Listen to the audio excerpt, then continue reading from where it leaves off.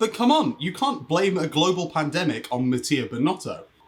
Ciao friends, as I've mentioned before, I'm a little bit of a massive Ferrari fanboy, and that's because my first proper Formula 1 race was the Belgian Grand Prix in 2019. And watching Charles Leclerc take his first win from pole on that emotional weekend in Spa cemented me not just as an F1 fan, but as a Ferrari fan as well.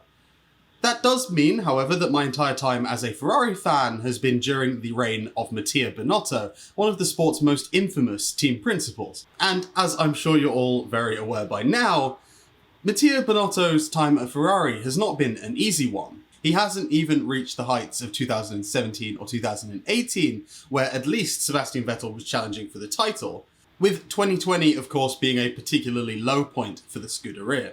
And this, of course, has led to Mattia Binotto getting a lot of criticism from both within the paddock and without. So today I want to look at whether or not that criticism is valid. And because this is YouTube, I'm going to do it in the form of a numbered list. But before we jump in, I just want to ask you to consider liking the video and subscribing down below, maybe with notifications on as well, so you never miss a video. Reason number one, that power unit thing.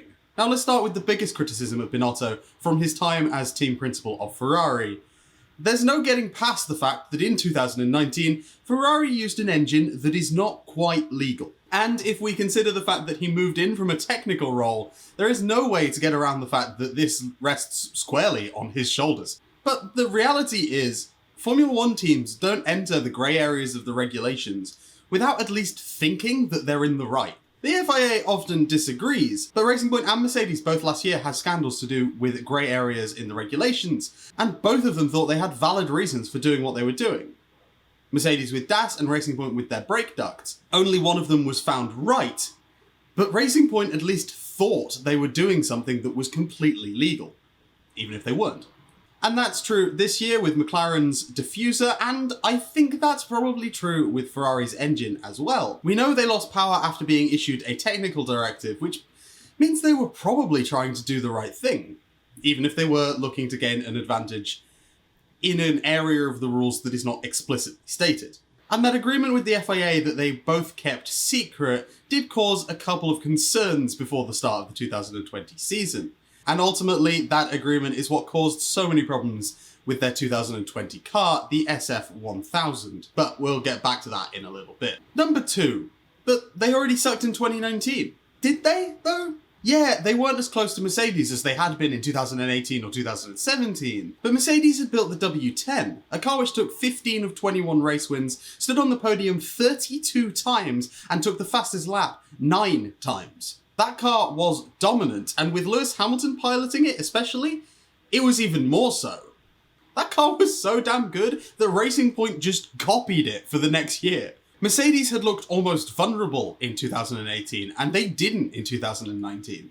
And despite that, the SF90 took 9 pole positions, 3 race wins, and 2 near misses in Bahrain and Canada. And it was a transitional time in Maranello, with the team principal swapping over, as previously mentioned, but also Charles Leclerc coming in to replace Kimi Räikkönen. And remember, 2019 was only Charles' second season, so really, I don't think it's that bad. Sure, it wasn't quite as good as 18 or 17, but it was pretty close. They even came second in the standings to boot, beating Red Bull, although Max did beat both of the Ferraris in the Drivers' Championship for P3, but we'll move past that. So getting back to 2020, number 3, the tractor. We all knew something had gone down with Ferrari before they even turned up for 2020 preseason testing in Spain. And while their times weren't particularly making the Tifosi also optimistic, we wouldn't know quite how bad things were until we rocked up to Australia for the first round of the championship. Oh yeah, Australia.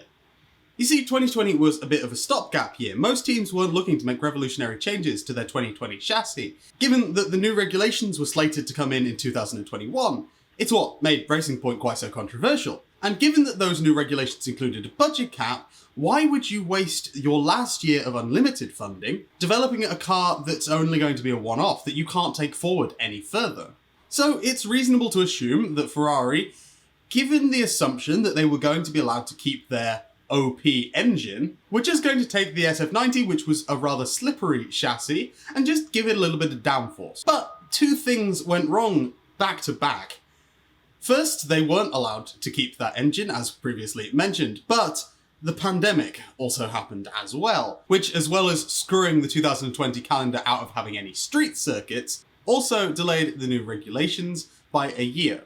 Hence the SF1000, a slow car whose only redeeming feature was that it was probably going to be quite good around street circuits due to it being quite good in the very slow corners. But honestly, it doesn't end there either, because Ferrari were definitely banking on being able to use all of that money that they had before the budget cap to make their 2021 car, now 22 car, the best it could possibly be.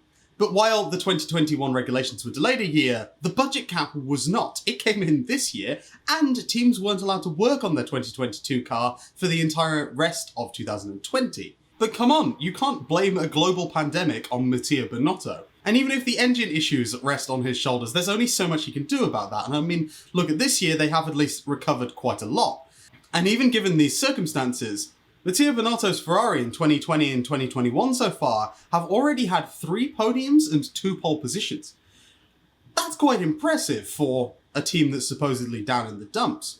The team have also made the decision to transition Mattia Binotto away from trackside activities into a role more similar to Zak Brown's at McLaren. And delegation is a wonderful thing. It's a sign of a good leader. Know your limits.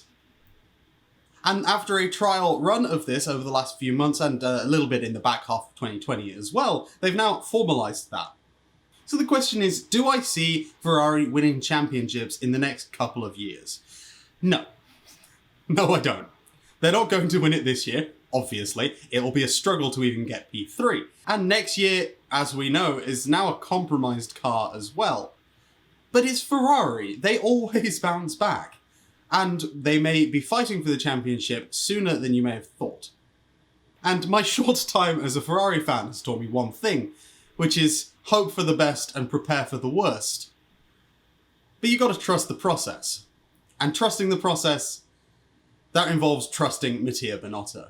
If you got this far in the video, please consider sharing it on like Reddit or Discord or wherever you think someone else might like it too. Tell me what you think down in the comments below or over on the 2sexted Discord server.